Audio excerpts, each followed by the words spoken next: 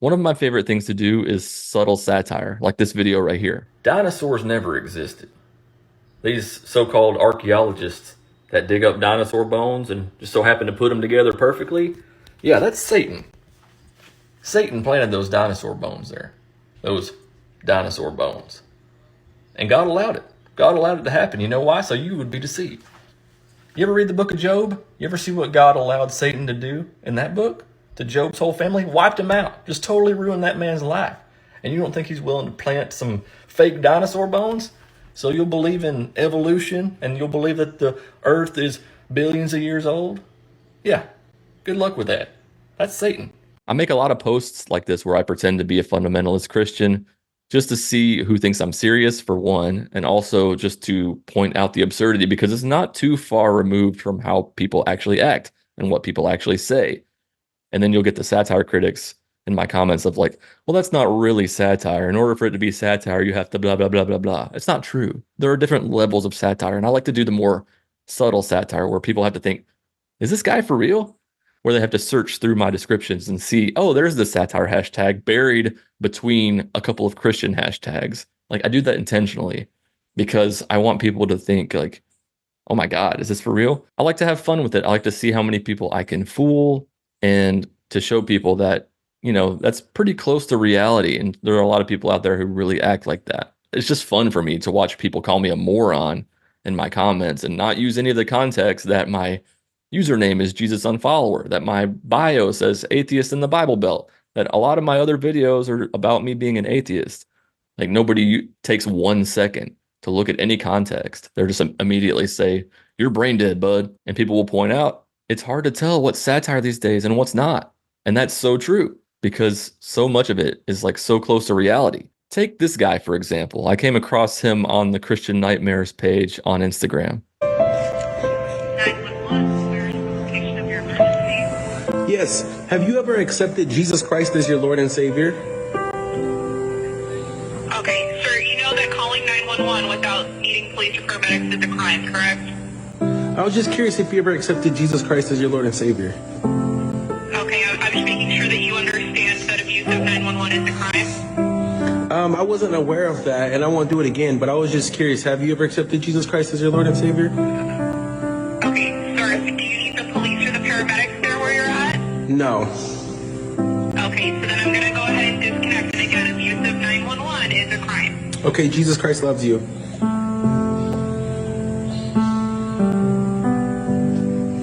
I legit thought it was satire at first. The guy literally called 911 and talked to the dispatcher and tried to lead her to Christ. I quickly realized that it's not satire though, because I thought a lot of people that I used to go to church with would probably support what he's doing and say, that's right, brother.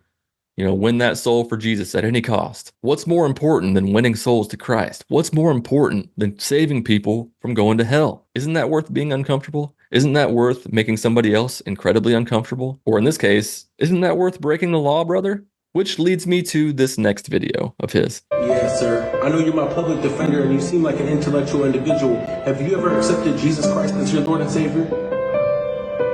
I'm gonna pretend you did not ask me that. Yeah, that's him witnessing to his public attorney, which I'm guessing the reason that he's having to talk to the public attorney is because he called 911 for a non-emergency to begin with. And the public attorney is like, dude, did you not learn your lesson? Did you not just learn your lesson? I'm going to pretend I didn't hear that shit. It's this kind of over-the-top performance style witnessing that makes people not want to be around guys like this. Let's get into a couple of comments that I got from Christians this week. Wendy says, well, if there is no God, we have nothing to lose. If there is a God, you have everything to lose. But to me, atheists show me that there is a God, because if there was no God, there would be no atheists. Wendy, this is a false dichotomy. Your God or no God are not the only possibilities. You have everything to lose too. I always say, what if there's some sort of God in the afterlife that hates Christians more than he hates atheists? Then you're even more screwed than I am. And besides that, this is the one life that we know that we get. You might think that you get to frolic in the afterlife, but we don't know that for sure. You could be spending the one life that we know that we get living for a God that's not there. Sure, when you die, you wouldn't know the difference, right? That's the argument. Well, I would just be dead. But isn't that kind of sad that you would spend the one life that you do have serving a God that's not there. I made a post about how Christianity just didn't make sense to me, and then I stopped believing, and I got this comment. Name one thing that didn't make sense.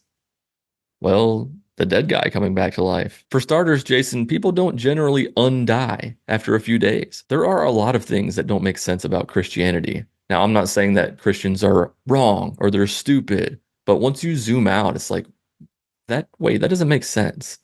We were just taught to believe so many things, and that became the norm. And like a lot of us never questioned it for a long time. But once you kind of zoom out, it's like, wait a minute. Yeah, that doesn't really make sense. Why would I believe that? I understand that faith is the cornerstone for Christians to believe the things that they do, and that's fine.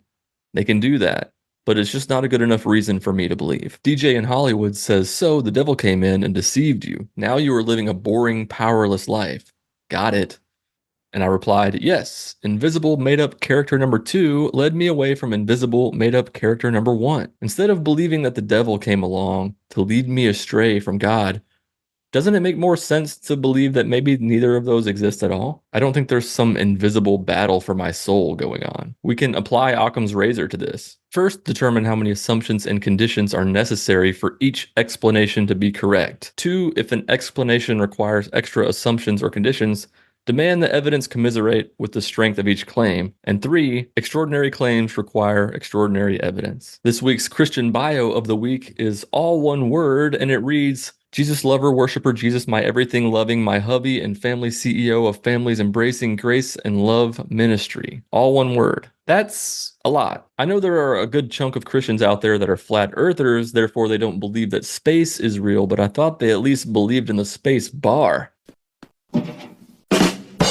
As I said last week, I'm reading The Demon Haunted World by Carl Sagan, so I'll leave you with this quote. For me, it is far better to grasp the universe as it really is than to persist in delusion, however satisfying and reassuring. Religion can be very satisfying in that way, but wouldn't you rather believe in things that are true than just believe in things that feel good? I don't think that all religion is bad. I do think that religion does help some people, but I do think a lot of people use it as a crutch too, because they are so scared of uncertainty. They're so scared of admitting that they might not know the answers to something.